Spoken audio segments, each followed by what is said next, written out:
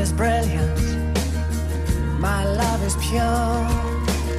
Kai Skaistė, Svajonė ir Mamertas pirmą kartą pasirodė mūsų scenoje, šiuos Lietuvos Lotynų Amerikos šokių čempionus publika pasitiko bisais. Patinka jiems pasakė 39 žiūrovai iš 40, nes vienas užmigo. Aš esu pritrenktas ir sužavėtas, jūs esat aukštos klasės artistai, rimtai sakau. Jūs esat nuostabus. Man taip patiko, kad net ašarą išspaudė. Jūs turit labai Skaistę, labai gražios akis jūsų, labai gražus žvilgsnis. Mamertai, jūsų taip pat labai buvo gražus žvilgsnis, kai jūs kažką tai suvaidinat, pridėjot rankytę prie veido ir buvo tam tikras jūsų abiejų santykis. Jūs esat nuostabus. Aš sakau, patinka. Už visus sakau, patinka. Kas svarbiausia pramoginiam šokėjam, tai nebūdinga yra vaidyba. Taip, aš kaip irgi šiek tiek per to prisidėtas. Tokių metų vaikai, jie atsisėdo ant soliuko, Skaistė parodė tokią vaidybą. Ji taip suvaidino įtikinamai, o kai pradėjo šokti, abudu esat šaunuoliai ir aš norėčiau pažiūrėti iš publikos tą vienintelį, kuris nepaspaudė ir išdrįs atsistoti. Parodykit mums jį. Apsaugą iškvieskit. Sako, pamiršo. Visi 4 komisijos nariai ištarė patinka, kad šiandien Skaistė, Svajonė ir Mamertas bandys pasiekti finalą.